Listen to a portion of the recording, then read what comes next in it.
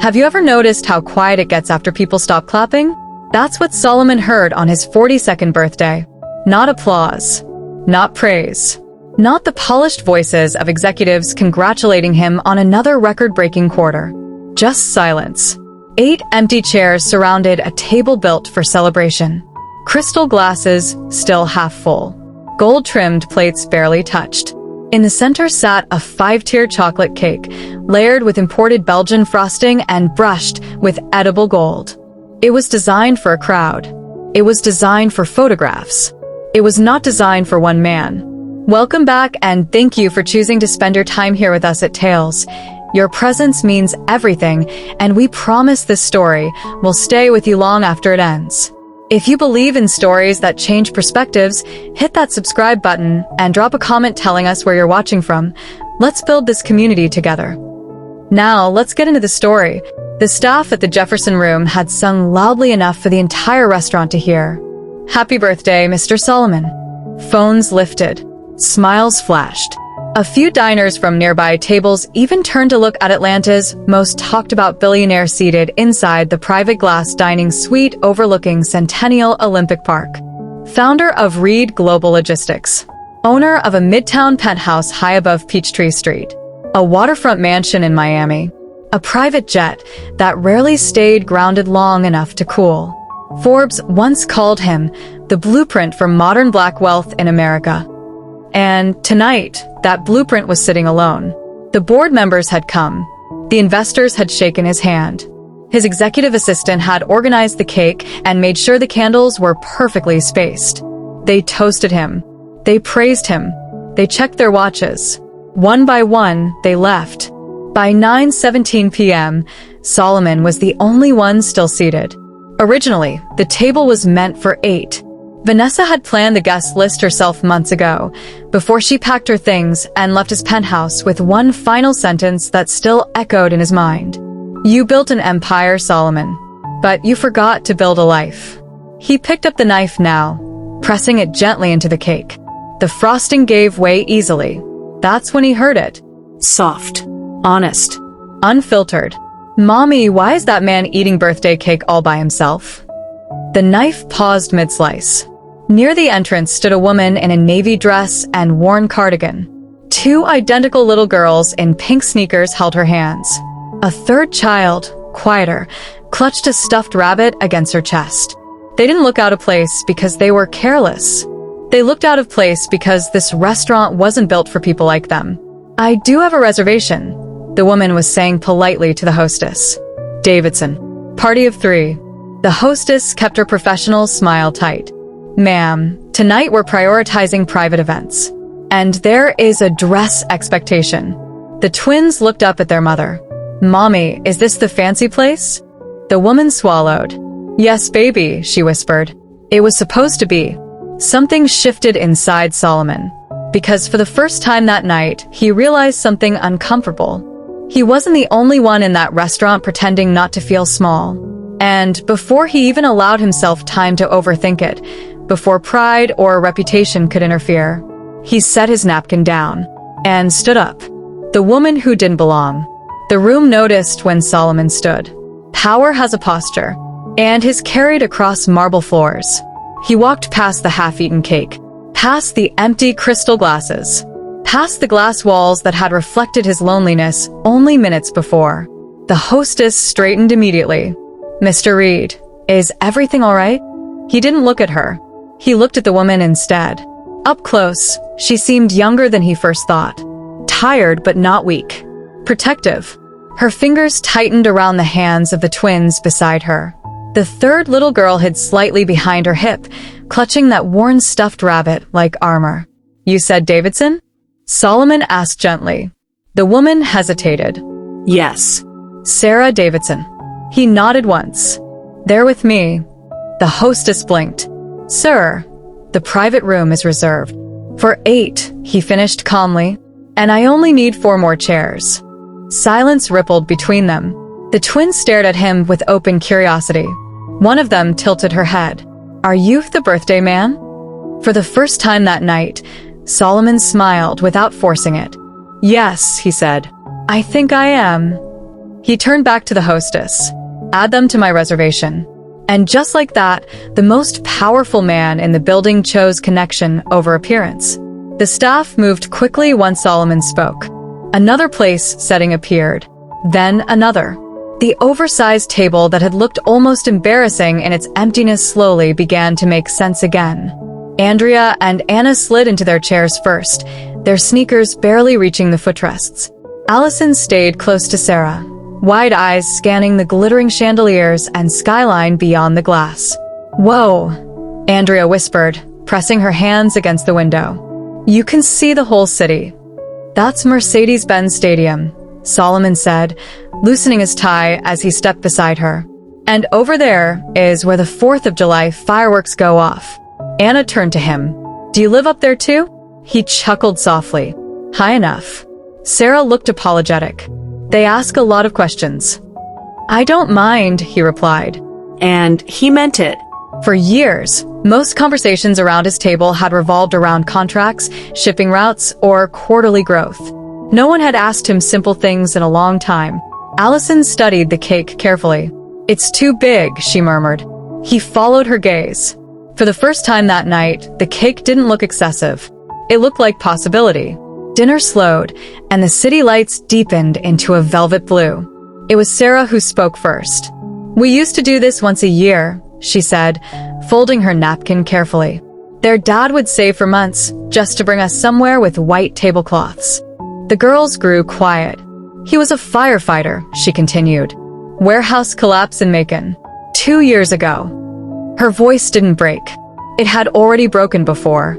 After that, everything changed. Income, insurance, the house, the way mornings felt. Andrea stared at Solomon. "Daddy said birthdays mean you're still here." The words landed heavier than the crystal glasses. Solomon inhaled slowly. "My father passed last year," he admitted. "Heart failure. We weren't close at the end." He paused. "My mother and I don't speak much. And my fiancé left 3 months ago." Why? Anna asked. "Because I worked too much," he said plainly. Sarah met his eyes. "Success can be loud," she said. "Loneliness is louder." Silence wrapped around the table. Then Andrea tilted her head. "If you're so rich, why do you look like you're still waiting for someone?" For the first time all night, Solomon didn't have an answer. The cake returned like a centerpiece to a story no one expected to rewrite. 5 tiers. Gloss chocolate. Gold flakes catching the chandelier light. Andrea's eyes widened. "That's bigger than our kitchen table." "It's too much," Solomon admitted quietly. The staff hovered, waiting for instruction. Allison, who had barely spoken all evening, leaned forward. Her small voice slipped gently into the space between them. "Birthday cake isn't supposed to be eaten alone." Something inside him gave way. He nodded to the waiter. More plates. Forks clinked. Frosting smeared across tiny fingers. Anna declared the top layer the champion slice. Andrea insisted on passing pieces to her mother first. Outside the glass walls, diners stared. A few lifted their phones. Somewhere in the restaurant, someone whispered his name. For once, he didn't care. This wasn't charity. It wasn't image management. It was messy.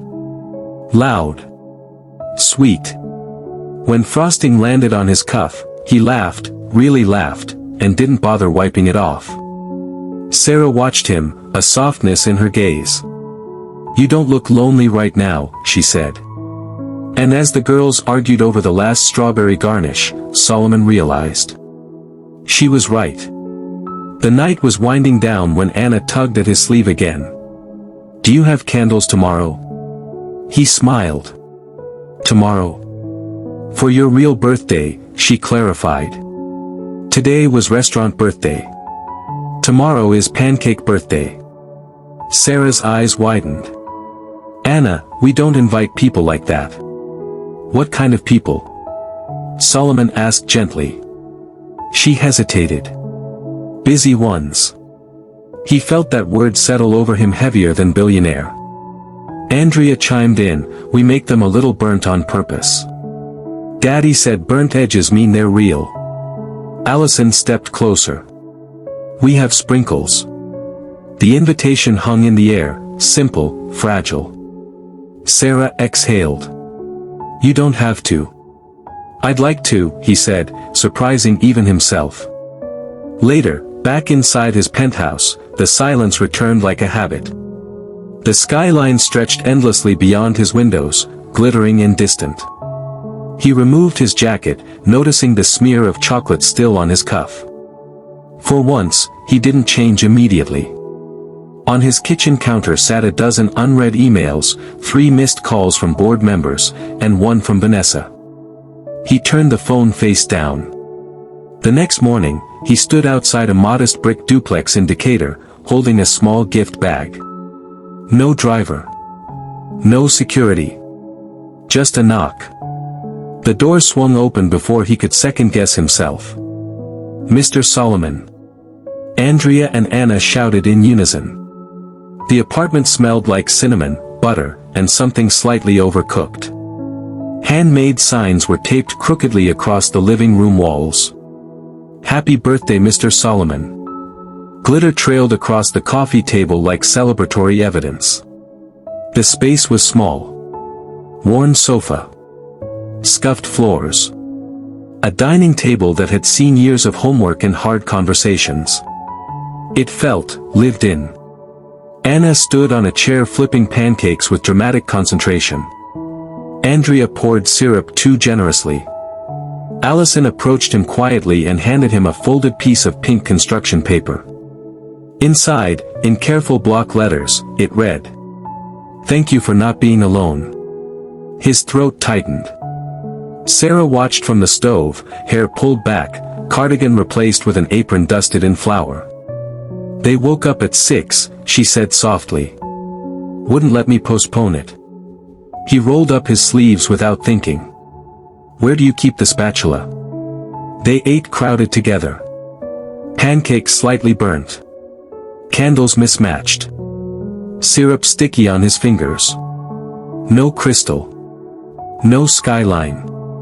No glass walls. Just warmth. When the dishes were done and the girls argued over who blew out the candles best, Solomon realized something unexpected. He didn't want to leave.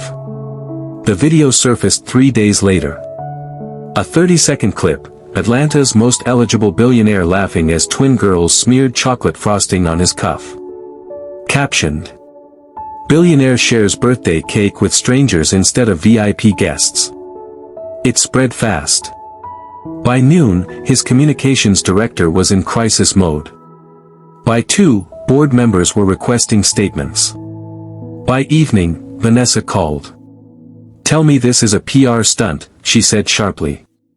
"Because if it's not, Solomon, you're blurring lines." "Maybe lines need blurring," he replied. Speculation swirled online. Was he dating the single mother? Was it charity branding? Was Reed Global pivoting toward family optics? Sarah saw it too.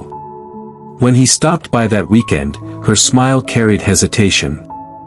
"I don't want to complicate your world," she said carefully. "The girls don't need cameras following them." He understood. Power attracted noise. That Saturday, a local community center hosted a firefighter memorial fundraiser. He arrived publicly. No press release. No staged speech. Just him, standing beside Sarah and the girls. Cameras caught it anyway. A reporter asked, "Sir, are you concerned about your image?"